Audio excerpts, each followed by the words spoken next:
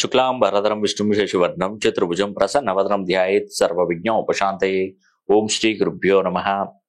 నమస్తే అండి, నేను మీ రామకృష్ణ నిహాన్, ఆస్ట్రో న్యూమరాలజీని. అందరూ ఎలా ఉన్నారు? ఈ వీడియోలో ముఖ్యంగా నేను మీకు తెలియజేసే విషయం ఏంటంటే, కోరుకున్నది కోరుకున్నట్టుగా జరిగేది నేను చెప్తున్నటువంటి 3 రాశులకే అది సాధ్యమవుతుందండి. అవునండి, మనసులో ఏదైతే కోరుకుంటారో అది కోరుకున్నది కోరుకున్నట్టుగానే జరుగుతూ ఉంటుంది.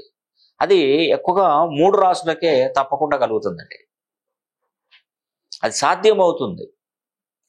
చాలా మంది అనుకుంటారు సొంతంగా గృహ నిర్మాణం చేసుకోవాలి అనుకుంటారు. వాళ్ళు కోరుకుంటారు. ఈ కోరుకుంటే కొంతమందికి అది కళ నెరవేరుతూ ఉంటుంది, కొందరు నెరవేర్చుకోలేకపోతారు. మీరు నమ్ముతారో నమ్మరో, నా దగ్గరకు వచ్చిన వాళ్ళు చాలా మంది తల్లిదండ్రులు ఏమంటున్నారంటే, వాళ్ళ ఆలోచన మేరకు చెప్తున్నానండి. నేను బ్రతుకుండగా, మేము తల్లిదండ్రులు బ్రతుకుండగా నా కొడుకు ఇల్లు కట్టుకుంటాడా? అసలు వాడికి పెళ్లి జరుగుతుందా? మేము ఉన్నప్పుడే వాళ్ళకి పెళ్లి జరుగుతుందా?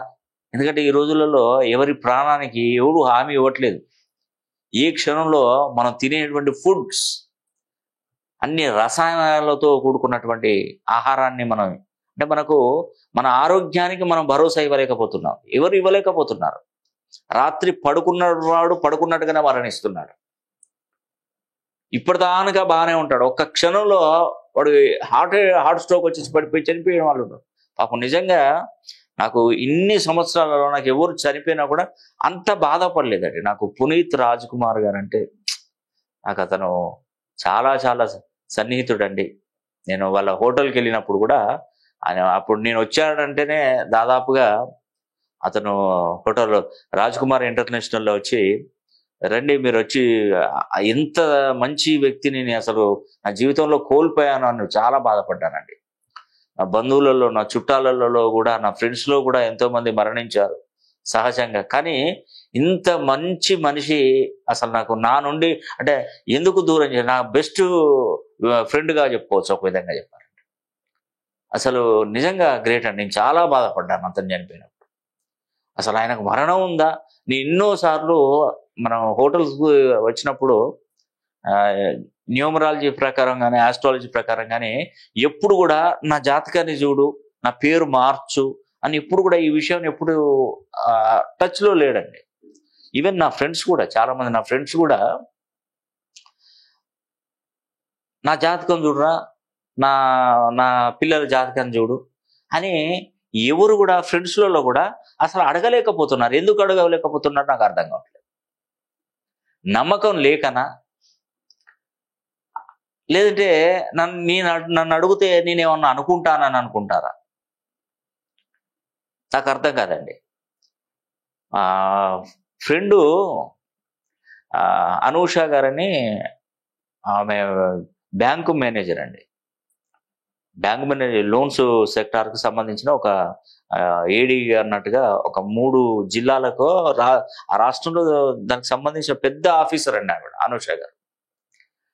నా క్లాస్మేట్. ఏదో చిన్నప్పటి నుండి కూడా ఆవిడ కలివిడిగా ఉండి మాటలు ఎట్లా అంటే ఎదుటివాడు బాధపడతాడా అని కూడా చూడడు. ఆ మాటలు అనేస్తూనే ఉంటారు ఎప్పటికప్పుడు.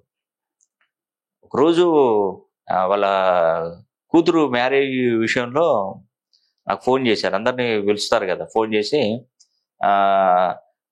రామకృష్ణ గారు ఎలా ఉంది మీ బిజినెస్ అన్నారు. ఏంటి బిజినెస్ ఏంటి?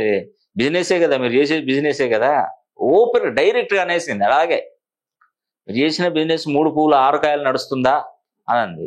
బిజినెస్ కాదండి, బిజినెస్ కాదు అనూష, ఇది సర్వీస్. ఇది నేను వాళ్ళకి సర్వీస్ చేస్తున్నాను, అంతేకాని ఇది బిజినెస్ కాదు. బిజినెస్ అనేది అది చెప్పండి. లేదండి మీరు ఎన్ని అని చెప్పండి. ఈ రోజుల్లో న్యూమరాలజీ ఏందండి, ఆస్ట్రాలజీ ఏందండి, ఓపెన్గా ఉంటుందండి. అవి మనసు బాధపడతాడా అయ్యో అన్నది.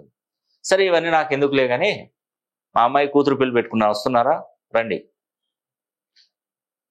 క్లోజ్. కట్ చేసిందండి ఇంకా. సో నాకున్న బిజీ, తనేమనుకుంటుందో నేనేమనుకుంటున్నా కానీ ఎప్పుడు అహం అనేది, గర్వం అనేది నాలో ఎప్పుడు ఉండదు. సరే నేను వస్తానని చెప్పేశాను. వస్తానని చెప్పాను. ఈ తర్వాత కూతురికి మ్యారేజ్ చేసిందండి. నేను కూడా వెళ్ళాను. ఆ జాతకాలను అలా ఈ మా ఫ్రెండ్ వాళ్ళ మదర్ ఉన్నారు, ఆవిడ బాగా నమ్ముతుంది జాతకాలను.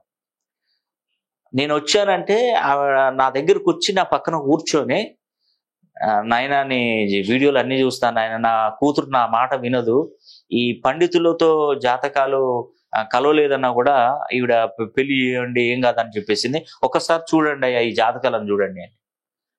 పెళ్లికి ఆ పెళ్లి రోజు ఇప్పుడు నేను కాదండి ఆపేస్తారా? జాతకాలు చూశానండి.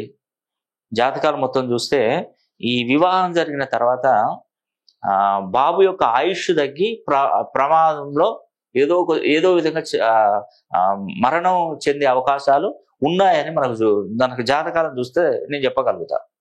చెప్పానండి, జాతకాలను చూడగానే నాకు అర్థమైపోయింది. ఇప్పుడు నేను వద్దంటే ఆపుతారా? నన్ను పిచ్చివాళ్ళలాగా చూస్తారు అక్కడ. జాతకాలు పర్లేదండి, బాగానే ఉన్నాయి, చేయండి వివాహం అని వెళ్ళి వచ్చింది. ఇంకా చూపెట్టింది అంటే ఇప్పుడు ఆవిడకు నమ్మాలి కదా, ఆ ముసలావిడకు నా మీద నమ్మకం ఉంది వాళ్ళ అమ్మగారికి. నేను వచ్చినప్పుడు చూసినప్పుడు ఏం చేస్తాం, తప్పదు కదా మరి, చేయండి అని చెప్పేస్తాను. ఒకసారి మీ అనూషను నాతో మాట్లాడిస్తే నేను అన్ని చెప్తానని చెప్పాను. కంప్లీట్ అయిపోయింది. తర్వాత నేను చెప్పిన తర్వాత కరెక్ట్గా 6 నెలలు కాపురం హ్యాపీగా ఉందండి వాళ్ళకి. 6 నెలల తర్వాత ఆ పిల్లోడు ఏంటంటే టూర్కి వెళ్ళాడు. భార్యాభర్తలు ఇద్దరు మంచిగా హనీమూన్ లాగా ఏదో ప్లాన్ చేసుకొని టూర్కి వెళ్ళారు. అతను వెళ్ళిన కాడ వాటర్లో అతనికి ఆ పార్థివ దేహం అనేది కూడా దొరకలేదండి. 2-3 రోజులు ఆ వాటర్లో పడిపోయి కొట్టుకుని పోయాడు. లేదు, దొరకలేదు అసలే. ఆ అమ్మాయి నేను చేసినప్పుడు వాళ్ళ అనూష వాళ్ళ మదర్ వచ్చి నాతో మాట్లాడింది ఫోన్లు చేస్తే, నువ్వు జాతకాలు బాగున్నది కదయ్యా అన్నావు కదా, నాకు ఇట్లా జరిగింది అట్లా జరిగిందని నాతో వాగ్వాదం దిగింది. దిగితే నేను ఏం చేశానంటే, నేను ఈజీగా కాదండి, నాకున్న నాలెడ్జ్ ప్రకారం నేను ఏం చేశానంటే, ఆవిడ జాతకాన్ని బాబు జాతకాన్ని పక్కకు వెనక తిప్పేసి ఒక పెన్నుతో ఒక కోడ్ వేశాను. ఒక కోడు ఈ అబ్బాయి చనిపోతాడు అని చిన్నగా హింట్ ఇచ్చి రాశాను. దానిలో మరణము అని ఒకటి రాశాను. వీళ్ళిద్దరి జాతకాలు ప్లస్ చేస్తే మరణము అని ఇచ్చాను. నేను అప్పుడు ఆవిడకు చెప్పాను, ఒకసారి నేను ఇచ్చినటువంటి మీ బాబు జాతకం పట్టుకొచ్చావు కదా, ఆ జాతకాన్ని మీ అమ్మాయి జాతకంతో చూపెట్టావు కదా, ఒకసారి వెనక్కి తిప్పి చూడమ్మా అని చెప్పాను. వెనక్కి తిప్పి చూపడు, దాంట్లో ఏం రాశానో నీకే అర్థమవుతుందండి. DIE డై, చనిపోతారు రాశానండి. అది కంపల్సరీ దాన్ని రాశాను. చూస్తే ఆమె పరేషాన్ అయిపోయింది. అంటే నేను ఎందుకు చెప్తున్నా, ఇంత టైం ఎందుకు చెప్తున్నా, మీకు కూడా అర్థం కావాలండి. ఏదైనా కూడా నా మాట విని పెళ్లి చేసుకున్న తర్వాత కూడా నన్ను ఒక్కసారి సంప్రదిస్తే మనం ఆ ప్రాబ్లం నుండి బయటపడే విధంగా నేను కొన్ని రెమెడీస్ చెప్పేవాడిని.